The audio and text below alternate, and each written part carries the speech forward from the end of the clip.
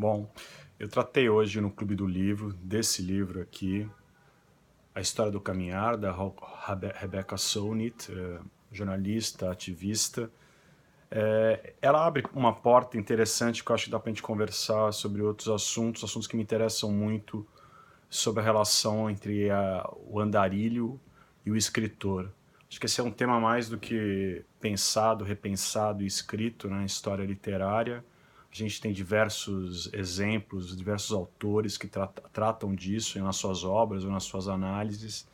Eu acho que a gente tem dois grandes pontos ali de contraste entre o mundo antigo, esse mundo rural, onde o caminhante vai procurar a natureza para se reencontrar, para refletir, para poder pensar, e depois com o aparecimento das grandes cidades, das grandes metrópoles, qual o efeito dessa nova constituição urbana na mente do homem.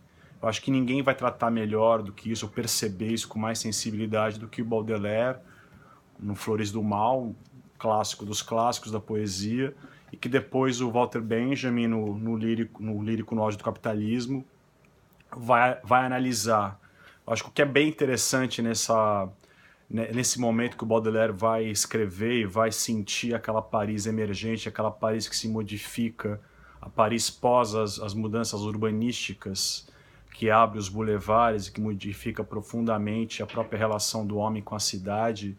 O Benjamin vai começar a perceber, vai sentir, vai tratar disso na poesia dele, dos efeitos disso, de como o homem começa a caminhar uma cidade que antes era uma cidade totalmente fechada, repleta de vielas, de guetos, e que de repente se abre e se torna a grande metrópole do capitalismo, com lojas, com iluminação com iluminação artificial, com gente passeando, mostrando roupas, como a elite se expõe. Aliás, essa é uma das boas passagens do livro da Solnit, quando o Central Park é inaugurado, o como que a elite americana de Manhattan acaba utilizando aquele ambiente, que deveria ser um ambiente de convivência, como um lugar para se expor.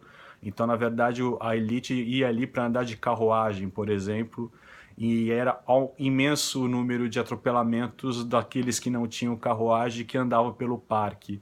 Eu acho que a gente está muito. Acho que esses contrastes, né? Essa história do Central Park é uma história muito próxima, muito contemporânea dessa história da Paris que o Baudelaire vai tratar, aqueles meados do século XIX. Esse choque que dá entre esse mundo antigo e esse mundo moderno, que vai aparecer muito claramente na obra do Baudelaire, eu acho que é muito interessante sobre a nossa relação com a cidade, com o urbanismo e como o homem e a literatura vão tratar dessas questões. Eu tenho outro livro aqui que eu acho que diz muito a respeito dessa história, que é o livro do Sebald, né, W.G. Sebald, o alemão, né? Esse aqui é um livro de artigos sobre 6 grandes artistas que ele fez. O Caminhante Solitário, aí a gente pode até voltar ainda ao livro da Solnit, um dos títulos de um livro do Rousseau. Rousseau ela também trata, a Solnit também trata aqui na História do Caminhar. O Rousseau tem ali momentos de reflexão. O Rousseau tem uma trajetória impressionante, né? Ele acaba sendo um proscrito por uma boa parte da vida dele, é expulso da França, da Suíça, não tem pátria, fica pulando de país em país, de cidade em cidade, e tem um período que ele vai passar na ilha de Saint-Pierre, na Suíça, que é do que trata a maior parte do texto do Sebald sobre ele, onde ele tem ali um momento de calma, de tranquilidade, e acaba se dedicando ali a caminhadas, se interessa pela botânica. E, na verdade, a grande questão ali do Rousseau, acho que o Sebald coloca isso muito bem, é como parar de pensar. Como parar, ele considerava esse intelecto que não para de pensar, esse pensamento incessante, uma grande doença.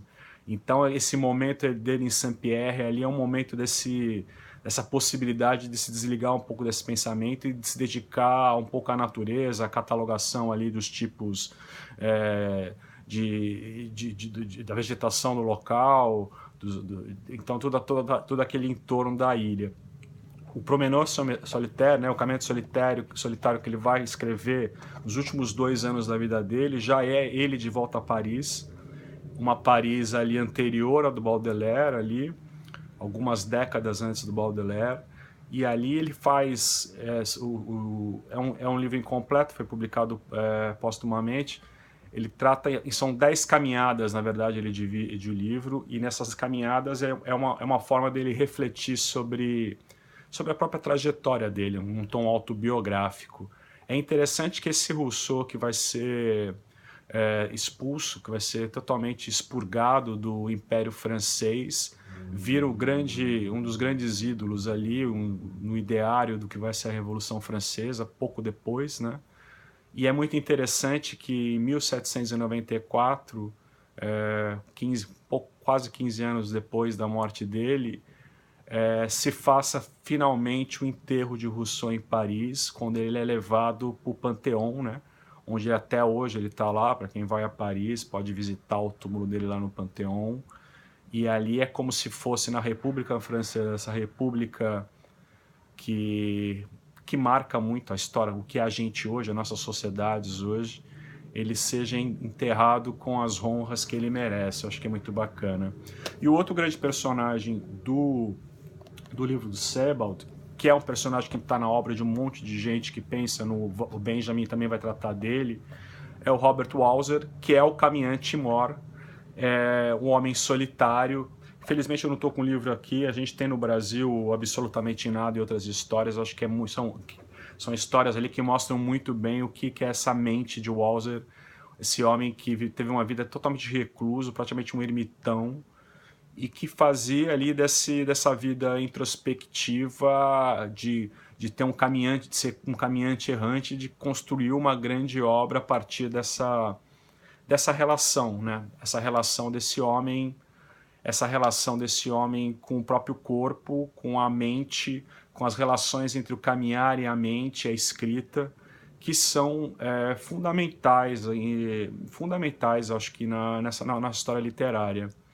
O que eu acho bacana no livro da Sonnet, que eu tratei hoje no Clube do Livro, eu acho que ela ajuda a gente a pensar hoje, nesse mundo hiperpopuloso, com imensas questões ambientais, sociais, urbanísticas, como o homem se relaciona com a cidade, como a gente pensa a cidade, quais são os efeitos da cidade no pensamento e como a cidade influencia a nossa forma de pensar, agir e escrever. Eu acho que é meio por aí a reflexão. Acho que é isso.